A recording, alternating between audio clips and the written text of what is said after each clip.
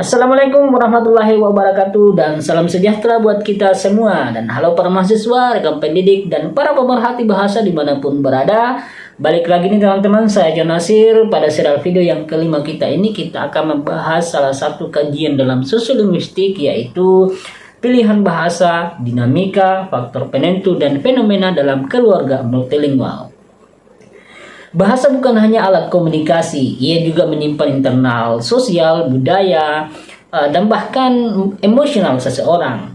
Dalam kehidupan kita sehari-hari, dalam kehidupan nyata, banyak dari kita hidup dalam masyarakat yang multibahasa, yang memiliki bahasa lebih dari satu. Banyak orang yang menguasai bahasa lebih dari satu, teman-teman, di mana bahasa daerah, bahasa Indonesia, dan bahasa asing itu digunakan secara berdampingan dalam kehidupan sosialnya.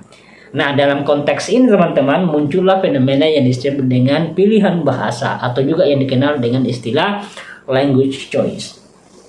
Kita akan melihat poin per poin, teman-teman. Yang pertama, bagaimana kita pengantar konsep pilihan bahasa. Kita lihat konsep pilihan bahasa ya teman-teman. Dalam kajian sosiolinguistik, pilihan bahasa atau language choice itu merujuk pada keputusan seseorang atau keputusan penutur dalam menggunakan satu bahasa tertentu untuk berkomunikasi di antara beberapa bahasa yang ia kuasai.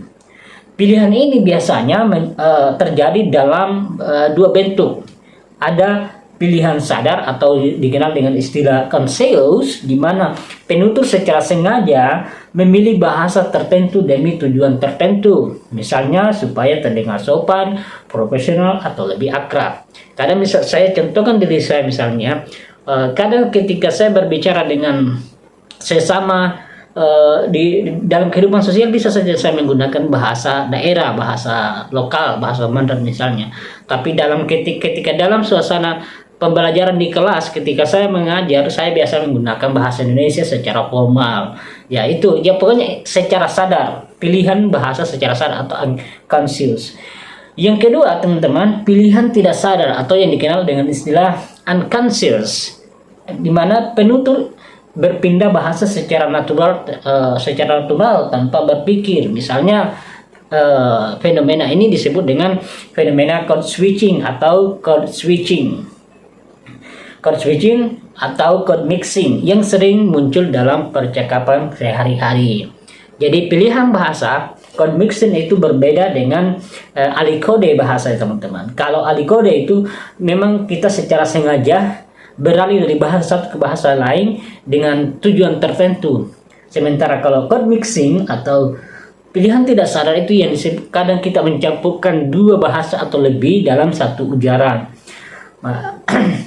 Itu biasanya dipengaruhi oleh bahasa asing, bahasa global, ataupun bahasa lokal kita. Kadang kita misalnya berbicara pada satu pertemuan dengan sesama teman, sama sebaya, kadang kita mencampurkan bahasa lokal, atau kadang juga pula kita mencampurkan bahasa global, bahasa luar, ya gitu ya teman-teman. Jadi ada pilihan secara sadar dan ada pilihan tidak sadar. Kita berikan ilustrasi ini untuk memudahkan kita memahaminya bagaimana pilihan bahasa itu terjadi, bagaimana konsep pilihan bahasa itu terjadi. Misalnya di kampus ada kata seperti ini, "Selamat pagi Pak, ini laporan yang Bapak minta." "Selamat pagi Pak, tugas yang Bapak berikan kemarin telah kami kumpul di ruangan Bapak." Nah, misalnya seperti itu. Kalau di rumah misalnya, "Mak, mau keluar bentar ya." Nah, seperti itu. Kalau di media sosial, "Finally done." Nah, capek juga sih, tapi wah, satisfied banget. Nah, misalnya seperti itu ya. Jadi, fenomena-fenomena bahasa itu yang sering kita temukan dalam kehidupan sehari-hari, dalam kehidupan sosial. Jadi, tiga konteks berbeda, tiga pilihan bahasa pula berbeda, mencerminkan identitas, tujuan, dan situasi sosial penutur. Itu yang teman-teman, konsep pilihan bahasa.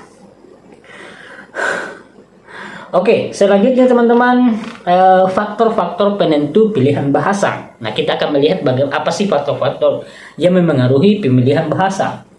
Pilihan bahasa bukan keputusan sederhana ya teman-teman. Ia dipengaruhi oleh berbagai faktor. yang saling berinteraksi satu sama lain. Contoh misalnya kita akan bahas satu persatu. Faktor sosial, kita lihat pertama faktor sosial.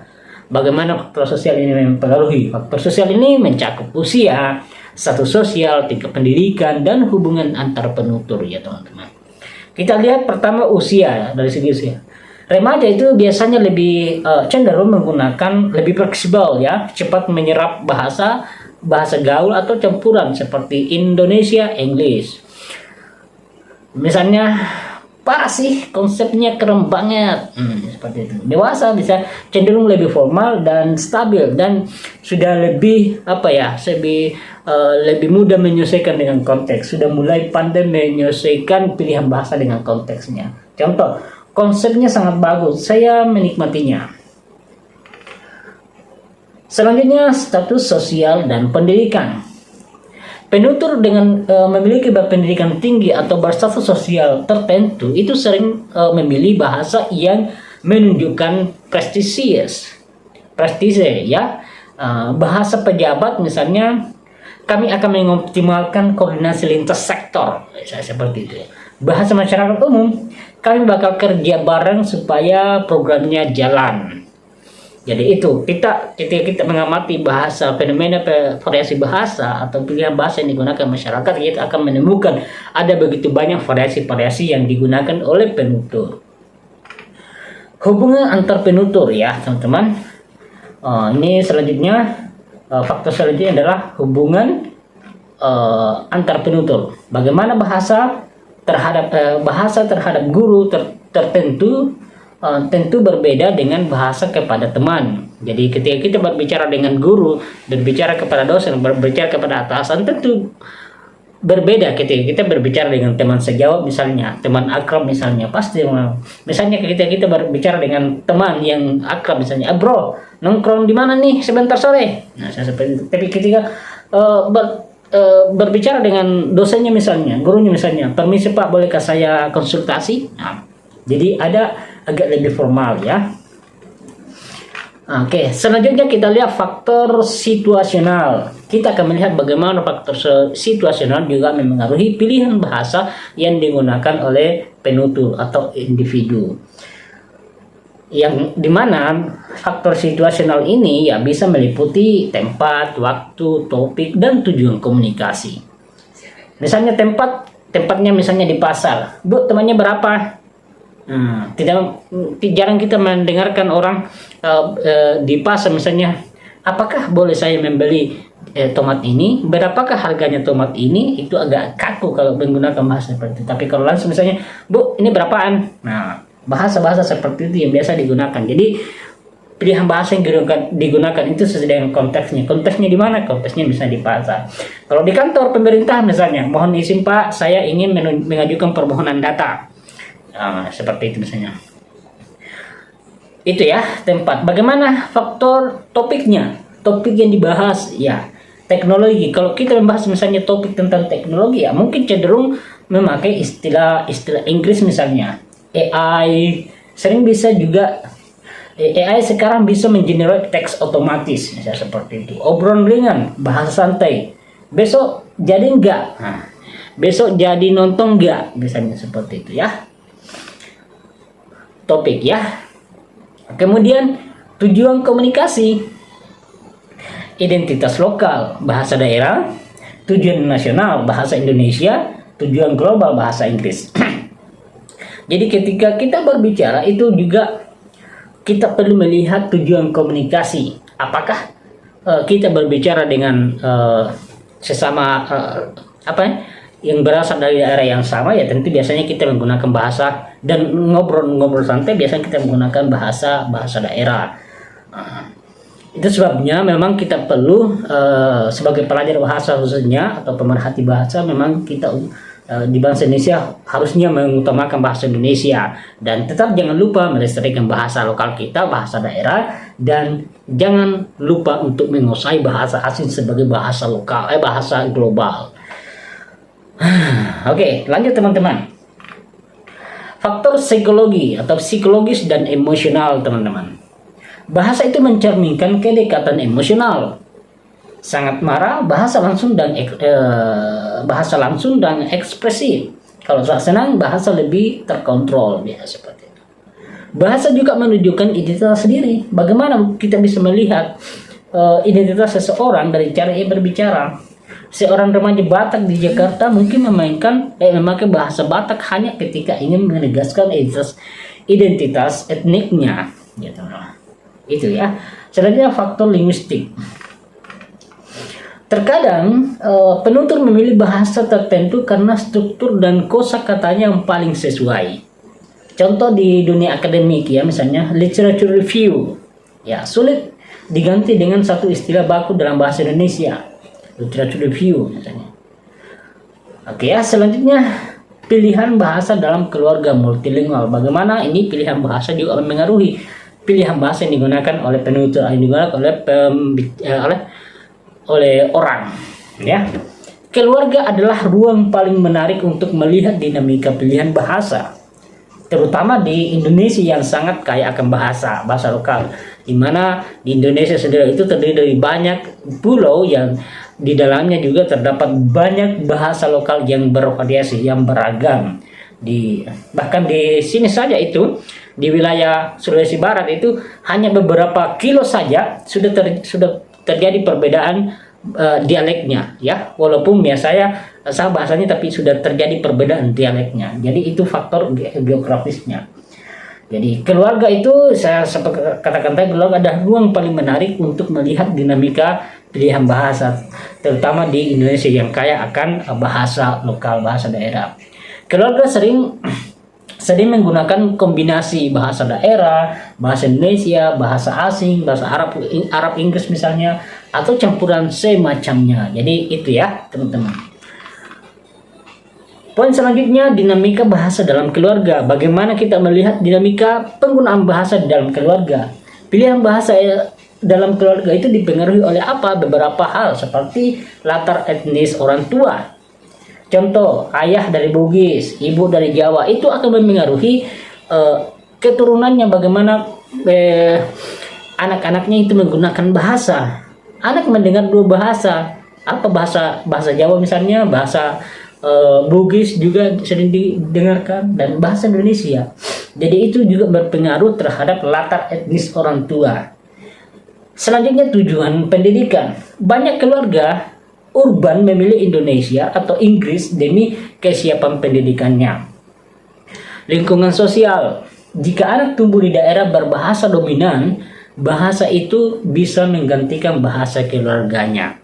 Jadi saya misalnya berasal dari daerah Pedelam, misalnya daerah Tutar, yang dimana di sana juga ada bahasa Rate, namanya bahasa Rate. Tapi ketika saya merantau ke kota misalnya yang lebih sering menggunakan bahasa Mandar, ya, akhirnya saya juga terpapar bahasa Mandar, dan pada akhirnya saya juga mampu mengucapkan bahasa Mandar itu, mampu menggunakan bahasa Mandar itu.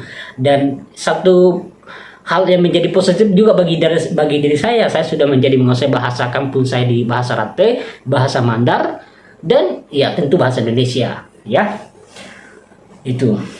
Oke ya, jadi saya rasa akan banyak fenomena-fenomena yang dijumpai dalam keluarga seperti ini ya. Selanjutnya, fenomena nyata dalam keluarga Indonesia. Ini ya, mari kita lihat beberapa ilustrasi untuk bisa membuka wawasan kita terkait dengan pilihan bahasa yang digunakan oleh penutur. Misalnya keluarga Bugis Makassar ya, keluarga Bugis Makassar yang ada di Makassar. Ayah misalnya, iya nak pi maluna, nanti aja ya lagi nonton.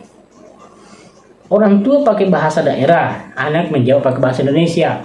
Ini menunjukkan language shift. Jadi kak, ya memang itu sering sekali juga kita temukan.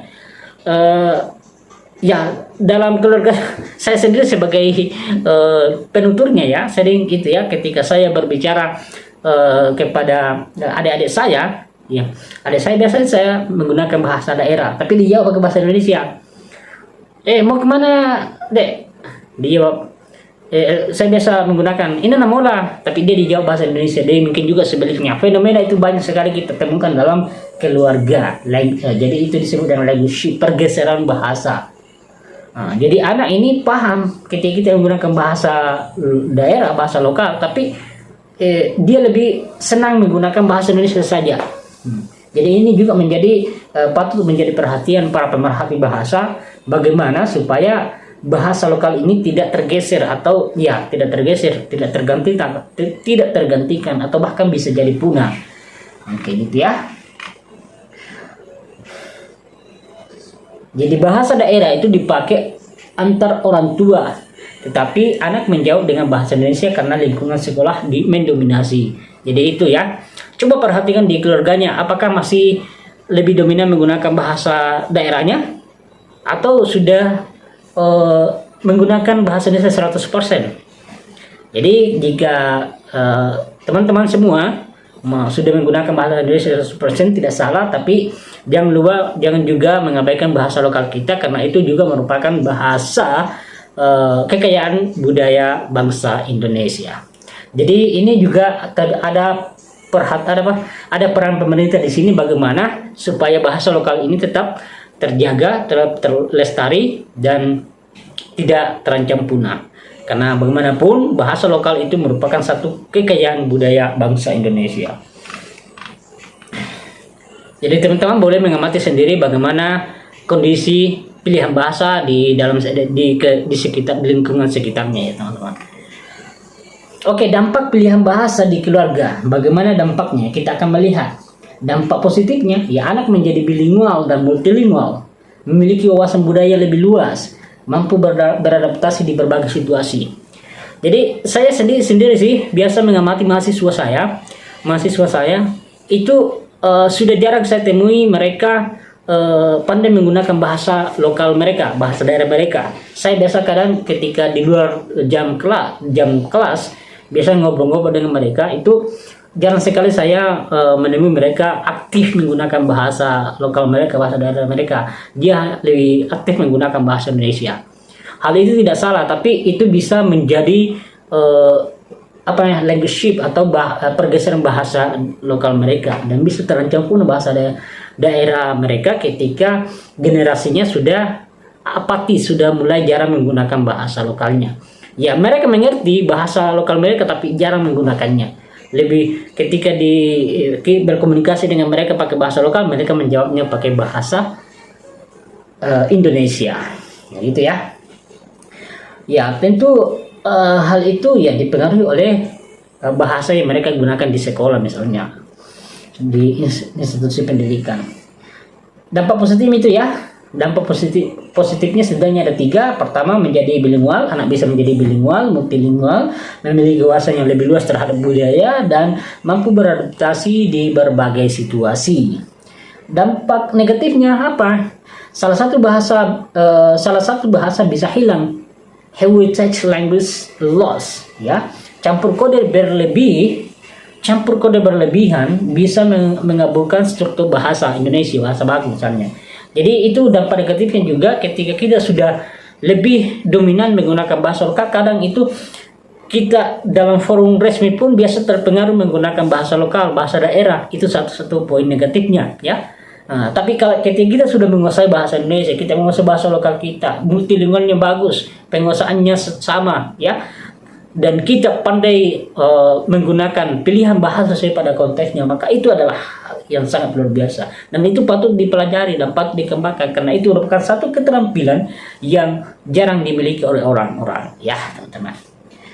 Contoh fenomena ya, cucuku kok nggak bisa bahasa Mandar. Itu ya, cucuku kok nggak bisa bahasa Mandar, adikku kok nggak bisa bahasa Mandar, ngerti sedikit tapi susah ngomong. Ya, ketika berbicara tapi susah ngomong. Dia paham apa yang kita bicarakan, tapi dia tidak bisa ngomong balik pakai bahasa itu. Gitu ya. Itu artinya mereka sudah pasif terhadap bahasa lokal mereka. Apa tantangannya? Tantangan dan peluangnya, teman. Kita lihat dari segi tantangan dan peluangnya. Tantangannya, bahasa daerah mulai tergeser oleh bahasa Indonesia dan Inggris. Jadi itu bisa ya, tergeser oleh pengaruh bahasa Indonesia dan bahasa Inggris. Yang jadi masalah kalau bahasa Indonesia tidak beres, bahasa Inggrisnya tidak beres, bahasa lokalnya tidak beres. Waduh, itu parah. Tantangan selanjutnya, kurang konsistensinya transmisi bahasa dari orang tua ke anak. Jadi ketika orang tua di rumah misalnya sudah jarang menggunakan bahasa lokal mereka dan lebih sering menggunakan bahasa Indonesia misalnya atau bahasa Inggris, ya itu bisa mempengaruhi juga perolehan bahasa yang diperoleh seorang anak atau generasinya. Apa peluangnya? Sekolah bilingual dapat menjadi sasaran menjaga bahasa warisan. Jadi peluangnya adalah sekolah bilingual, kalau kita sekolah dengan multilingual dengan memiliki lebih dari satu bahasa, menguasai lebih dari satu bahasa, itu menjadi sarana menjaga bahasa warisan. Media digital membantu merevitalisasi bahasa daerah. Jadi contoh, sebuah keluarga di Mandar membuat kanal YouTube dongeng berbahasa Mandar, strategi kreatif untuk melestarikan bahasa. Ya saya juga patut ya di akhir hari ini di beberapa tahun belakang ini saya juga sudah mulai melihat para konten-konten kreator yang tampil pede dengan menggunakan bahasa mereka, dengan tampil apakah konten-konten lucu dengan aktif menggunakan bahasa lokal mereka, yang itu menunjukkan bahwa sudah ada kebanggaan tersendiri menggunakan bahasa lokal mereka ya. Dengan demikian itu bisa berpengaruh positif terhadap kelestarian bahasa lokal kita ya teman-teman. Dan itu patut diapresiasi. Oke teman-teman, sebagai kesimpulan, sebagai penutup pada serial video kita kali ini, setidaknya hal yang perlu kita lihat bahwa bahasa itu adalah tindakan sosial, bukan sekedar teknik linguistik.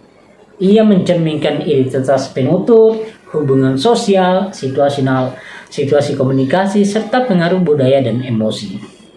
Dalam keluarga multilingual, bahasa bisa menjadi arena penting untuk menjaga warisan budaya, identitas anak, keseimbangan antara bahasa lokal, nasional, dan global. Dengan memahami dinamika pilihan bahasa, kita bisa melihat bagaimana bahasa bukan hanya alat, tetapi juga cermin dari sikap kita terhadap bagaimana kita hidup dalam keberagaman ya teman-teman. Jadi pesan terakhir di akhir video ini, utamakan bahasa Indonesia, lestarikan bahasa daerah, kuasai bahasa asing. Sampai jumpa pada serial video kita berikutnya. Assalamualaikum warahmatullahi wabarakatuh.